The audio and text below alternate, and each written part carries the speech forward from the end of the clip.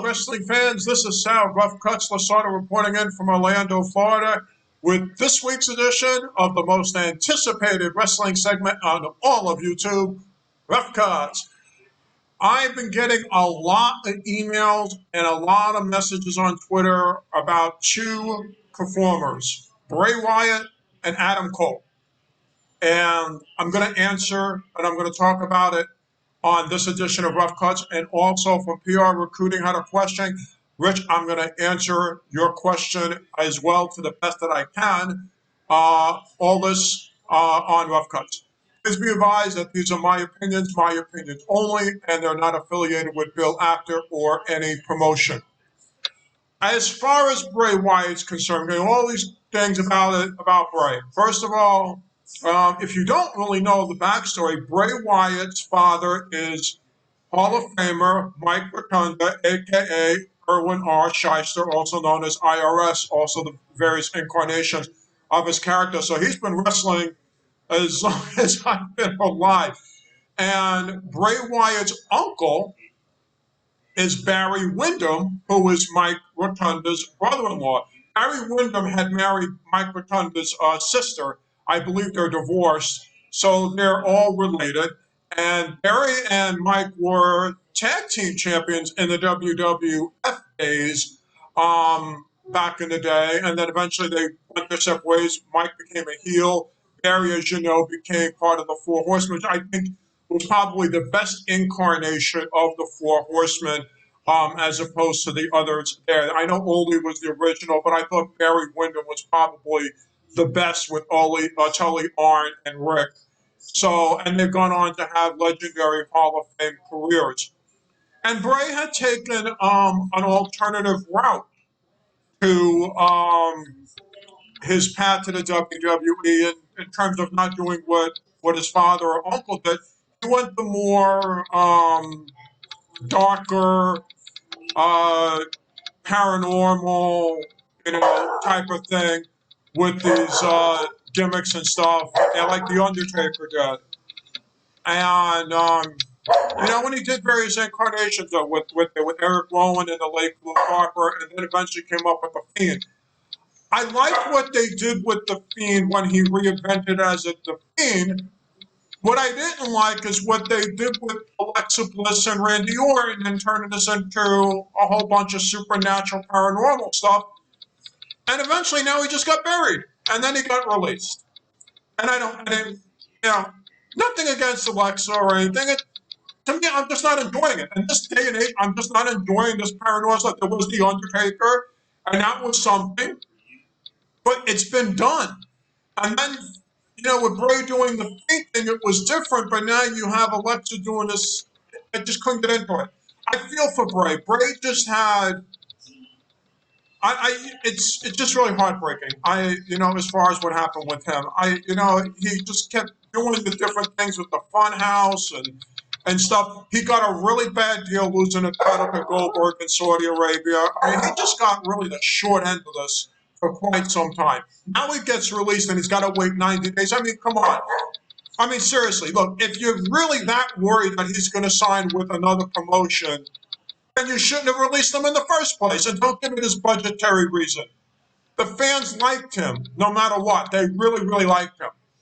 And you're telling me that he has this 90-day no compete because you know what? Impact or AEW is going to jump at the chance to get him. So if you're really that worried, why did you release him in the first place? And I don't buy this budget nonsense. They didn't have anything to do with it because Alexa Bliss took over. So I'm disappointed. Do I think he goes to AEW? I think they'd be lucky to have him. I think any promotion would be lucky to have him. I don't know if they trademark the Fiend gimmick, but I would like to see him just come up with something else. I think just having him on camera, the fans are going to eat it up no matter what. No matter what, the fans are going to eat it up. The fans are really behind him on Twitter and all over. And so no matter where he goes or where he ends up, I think he's just going to be a success. And it doesn't have to be this Fiend gimmick. He can come up with something totally different. The same way Murrow has, and Aleister Black, who's down in AEW, and some of these former WWE guys, they'll come up with something for him. And somebody will come up with something, and someone's going to do something. I don't think he's done by a long shot. It's just a question of finding the right fit, the right character, and I think he's going to do fabulous. But he did get a short end of this deal. He really got the worst end of this, and I'm disappointed right now, and I think we all are. There was no reason for this to end the way it did. But it is what it is, and we don't have control over it. So my thoughts are yeah, disappointment, heartbreaking. Yes, absolutely. I think he ends up in AEW Impact. He'll end up on mainstream someplace, and they'll be lucky to have him. He's a hard worker, a good person. I haven't heard anything negative about him, and I think he's going to do fabulous. No matter where he goes or what he does, he's going to reinvent and find a way to attract you and draw us into him or whatever he's doing. And that's what I'm looking forward to, seeing what's next. So let's just stay tuned. We have to wait till October, and let's hope he appears someplace. And I know he'll make us proud and his fans proud, no matter what he does. What about Adam Cole? Adam Cole's contract ends after SummerSlam. So he doesn't have a 90-day compete clause because he'll be a free agent. Britt Baker wrote that she hoped that he would re-sign with the WWE, but you also have to remember a lot of Adam Cole's friends are in AEW and in Impact. There's a lot of friends there, and from wrestling in New Japan, and he has a lot of friends down there. Does he want to be closer to Britt, his real life girlfriend?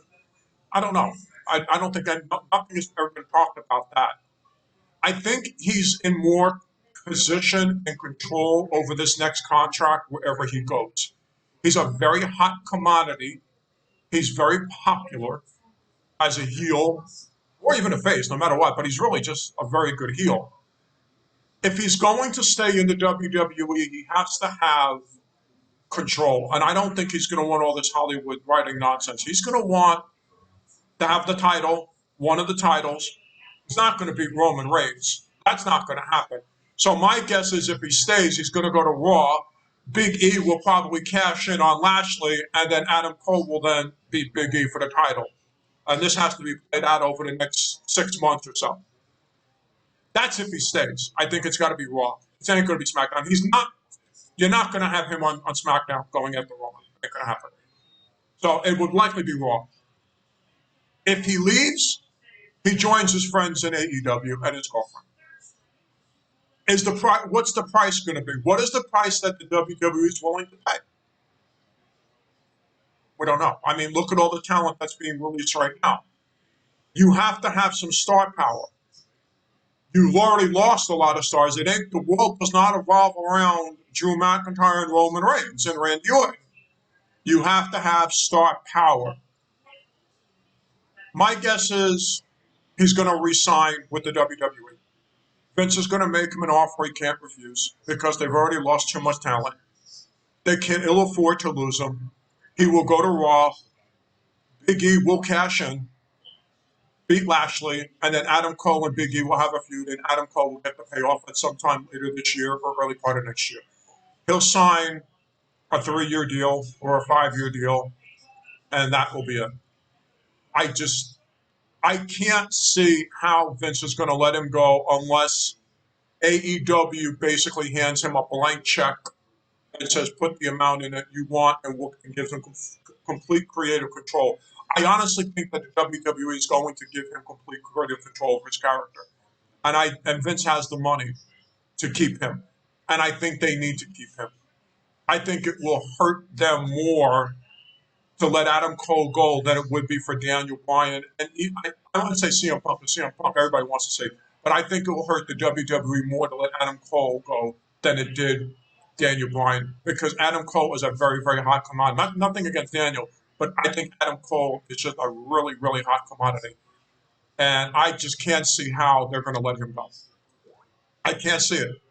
I can't see it. I can't see it, guys. I know a lot of people saying he's going to do it. It's not going to be because of Britt. He's going to do what's best for him. He's going to do what's best for him and for his character and where he can go. AEW is loaded right now, overloaded. And you're continuing to bring in more and more WWE guys. And as much as you want to have them, look, they're on the verge of bringing Punk in. Daniel Bryan, there's talk, is he going back to WWE? He's in the middle, but they've already got Miro Jericho's down there. Paul White's down there. You know, look, there are so many former WWE guys already down there. Aleister Black is down there now. There's too many of them. You got to keep him in the WWE, and it would be best. And put him on Monday Night Raw. That's what you got to do. And that's my guess. He's a great performer. He's got a great gimmick. There's plenty for him to do. He could feud as a face or a heel. Maybe even Goldberg, if Goldberg somehow ends up with the belt. He could always feud with Goldberg because Goldberg could maybe take the title from Lashley. Anything's possible. But I think he's going to want the title, and that's fine. The main title, not the secondary title. So I could see it. And I think he has to be the focal point, and I think that's what he's going to want. He's going to want to be the guy on Raw if he resigns. And it's going to cost. It's going to cost Vince money. And Vince can do it. Don't give him his budgetary reason. Vince wants to sign him. Believe me, people believe me. He'll get the big bucks. He'll get the big bucks. I just don't see him going to eat it. So that's where I stand on that. All right, gang? As far as PR recruiting, Rich said, asked me about truly nice guys. Again, you already saw that Bobby Eaton had passed away, and it's been well documented that Bobby Eaton was truly one of the nicest people ever. I've never met Bobby, but I've spoken to his wife, Donna, and also to Bill Apter, and yes, it's been confirmed. And talking to his late wife, Donna, Bobby is truly one of the nicest people in the world off camera. He is honestly one of the most genuine, kindest souls out there. I mean, he literally would get the shirt off his back. The last couple of dollars out of his pocket to a homeless person, to anybody. Anybody needed help in the business. I mean, there's never going to be another Bobby Eaton, and as far as how much he's given behind the scenes and off camera. And to talking to his wife, because I've never met him, yes, he was a very, very gentle soul. I have talked to Francine Fournet on Twitter. I haven't spoken to her on the phone. I've talked to Francine. I did the piece on ECW, and I was able to do my video on ECW and also attend her live seminar on her live fan thing. And then I had a chance to talk to her on Twitter and ask her some questions. So we converse back and forth. She is every bit as nice of a sweetheart as you can imagine. She is a truly remarkable human being, a wife and a mother right now.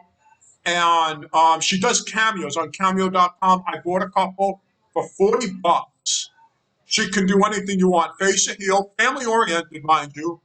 So no nudity, man, but family-oriented, face or heel, or just a shout-out for $40 where other performers are charging $300, $400, $500, or $1,000. She does roughly about a 2 to 3 minute video or so, and it's well worth the $40. She is an amazing, amazing person. She is a privilege and a pleasure to talk to. Any questions I have about the business or anything, yes, she is truly as kind and sweet off camera, but when she stepped into that persona of the Queen of Extreme, yeah, she played it as well as anyone. That's why she is the Queen of Extreme.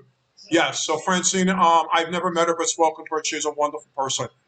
I have not met anybody or spoken to anybody else in the business except for Bill Apter. And I will tell you, after knowing him for 35 years, there is not a kinder, more gentler soul than Bill Apter himself, my boss. I love this man to death. He is one of the nicest people ever to talk to speak with on the phone. We talk on the phone, we text, we email. I get to do my videos.